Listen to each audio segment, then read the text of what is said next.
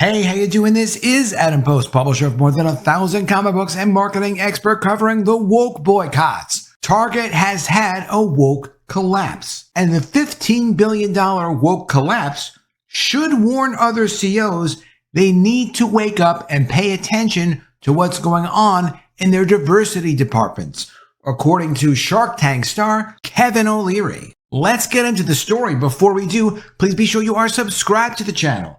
Click the bell for notifications. Give me a thumbs up. I really appreciate you guys. I'm trying to get to 25,000 subscribers, so if you can subscribe, please do subscribe. Coming from the New York Post, Target's $15 billion woke collapse, and that is the reduction in the value of their stock price. Target was only a $74 billion company. Stocks go up $1, stocks go down $1, but they've lost about $15 billion in market value since the woke boycotts began over at Target. And they have other problems coming soon. But this should be a warning to other CEOs to start to actually look at what's going on in their diversity departments. Corporate boards, long tasked with fiduciary responsibilities to their shareholders, are scrutinizing how Target allowed itself to become embroiled in social scandal big enough to cause a nearly $15 billion loss in market capitalization. That is the value of all their stock combined. Now, fiduciary responsibility is a matter of trust. For example, when you put your money in a bank, they have a fiduciary responsibility to take care of your money and make sure it's there for you when you want to go and get it. Insurance agents have fiduciary responsibilities. Accountants have fiduciary responsibilities. These are responsibilities to take care, to represent your interests for your purposes, not for social agendas, not to change the world, not even to make the world a better place, but to protect you. Same thing with attorneys.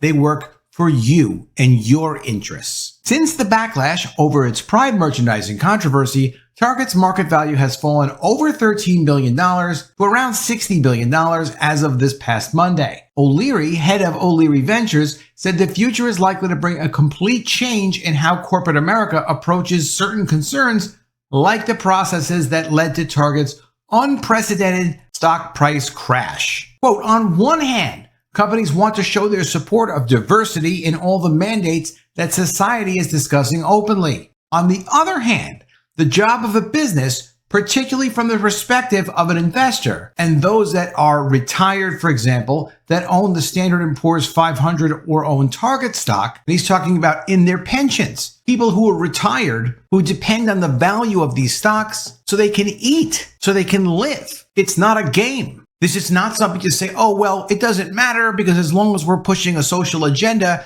it's better for everyone in the world. No, people need to know that their money is safe. Their savings are safe. But those stockholders are concerned that maybe they're losing their way in terms of what the prime objective is, your customers, your employees, and your shareholders. And so if you start to get too distant or far away from the primary mandate, the market has proven itself to really, really punish you. And it's woken up all kinds of boards, O'Leary stressed. Target, based in Minneapolis, waded into controversial waters recently as its tuck-friendly swimwear geared towards the transgender community led to nationwide outrage. That fallout was compounded by a Fox News digital investigation that found its nonprofit foundation, directed by its senior corporate treasurers, funded an entity seeking to cede United States territory, including Mount Rushmore, over claims it is a symbol of white supremacy and sought to demilitarize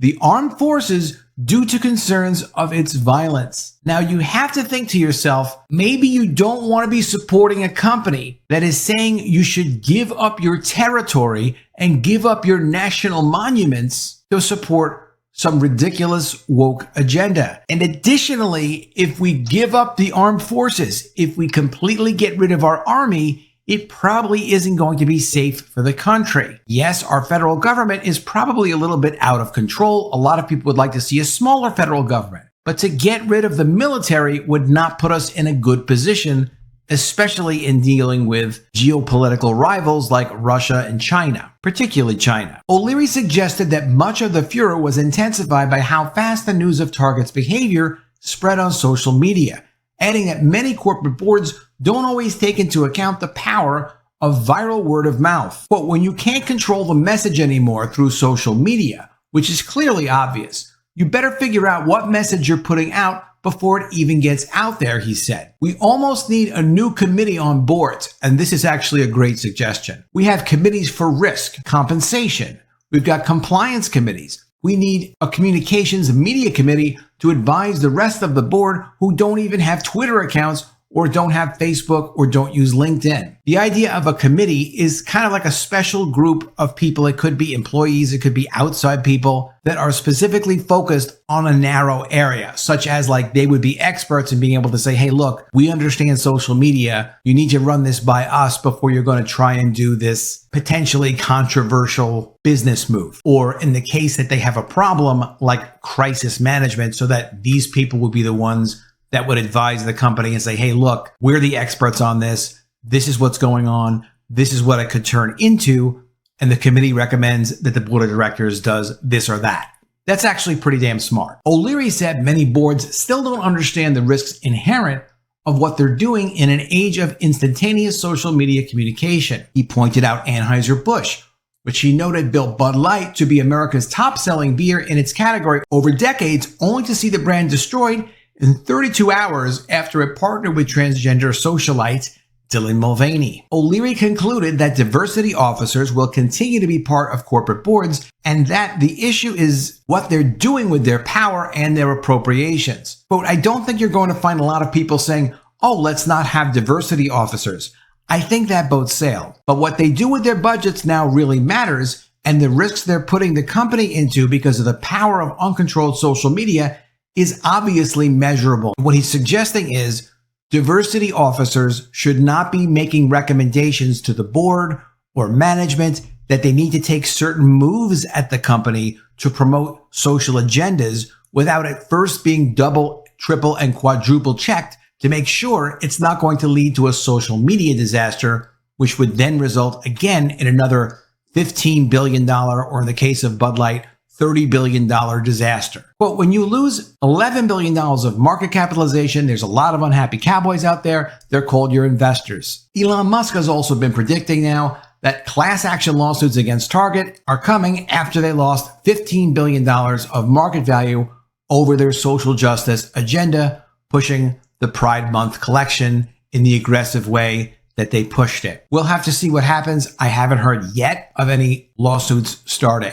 And to put additional pressure on Target, LGBT organizations have been giving Target now a list of demands amid the boycott. Now, they started with 100 organizations that signed up to push Target to do things they could not do, such as recreate their LGBT Pride Month displays, bring the merchandise back that they took away, which is now gone. They can't do that. But they also have other demands they've made. And of course, there really is no pleasing them. Several LGBT organizations have called on Target to respond to 2023 Pride Month boycotts amid criticism from conservatives and have given the retail chain a list of demands. Quote, today, the Human Rights Campaign, GLAAD, Gleason. Remember, Gleason is the group that Target spent $2.1 million funding already that pushes schools to pursue the transgender agenda, including having kids transition without involving their parents. Pretty radical. In partnership with more than 200 organizations, they've renewed their call for Target and the business community to reject and speak out against anti-LGBT extremism going on in Pride Month. The organization said in a statement which was obtained by Newsweek, quote, businesses must continue to lead and respond with unwavering support for LGBT employees, shareholders, customers, allies, and the broader community. The statement came as Target and other companies such as Bud Light and Kohl's have faced a wave of backlash and calls to boycott for LGBT items being sold for 2023 Pride Month. The statement issued by the Human Rights Campaign and other LGBT organizations included a list of demands for Target. The list urged the company to issue a statement within the next 24 hours, quote, reaffirming their commitment to the LGBT community, as well as replacing all of the LGBT merchandise that was removed from stores and ensuring the safety of team members who are considered to be on the front lines of the ongoing boycott. Quote, Target and all businesses can leverage the support of LGBT organizations to navigate this hate so that together we can let extremists know that unequivocally that, just as with every other failed anti-LGBT campaign in the past, fear will not win, the statement said. The statement also said that 70% of non-LGBT people believe companies should publicly support and include the LGBT community through practices like hiring, advertising, and sponsorships. I'm going to say that all of this agenda stuff has gone a little bit too far. It's finally gotten to the point where, look, once you start messing with people's kids, and that's what this is really all about, Kohl's got it tremendously badly, that department store, because they had a few onesies that featured LGBT iconography on it for Pride Month. Target also had onesies, little baby clothes with LGBT icons on it. If you want to make some of your own specialty merchandise that way, there's nothing to stop anyone from doing that. But to try to mainstream it and put it in mass market outlets, customers don't want that. Parents don't want that. The whole idea of this is that everybody does whatever they want to do in their own private living quarters. But to push it mass market into culture, it's not getting a positive response. They can make as many demands as they want to make on these stores. Losing $15 billion in market value for a company that's a $74 billion company is like losing all of the potential market value of the company. Target has reported a loss of $1.3 billion for organized retail theft. They have upcoming very soon the reinstatement of student loan payments for millennials, which essentially is going to be removing $5 billion a month out of the U.S. economy, which is going to prevent people from spending their money on Target merchandise that they don't actually need. Target has real serious business challenges. What I find the most amazing about all of this is it's fine to want to push an agenda. It's fine to be an activist. But when you start to get some help and some support, as they already have from Target and other companies, and they see how damaging it is to these companies and the shareholders and the employees, there's nothing that these companies can do about it. How can none of them have any empathy for the companies, the employees, the people that are losing, the shareholders, people losing money, losing opportunity, being put into a difficult situation? Target's losing millions of dollars on the LGBT merchandise they have to destroy. And of course, billions on their market cap.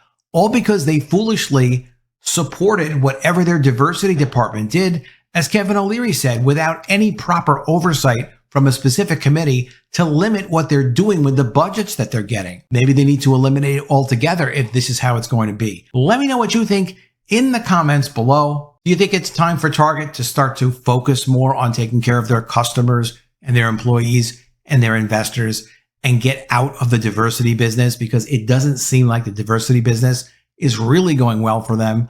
Maybe they could attack that retail theft problem they have, or figure out how to find new customers, because they're losing a lot already and they're going to lose a lot more when the millennials have to start actually paying their college loans again. Really interested to see what you have to say. Always love to see your ideas. Please be sure you're also subscribed to the channel. Click the bell for notifications. Give me a thumbs up. And I'll see you again soon with another video. And if I don't see you, I will miss you.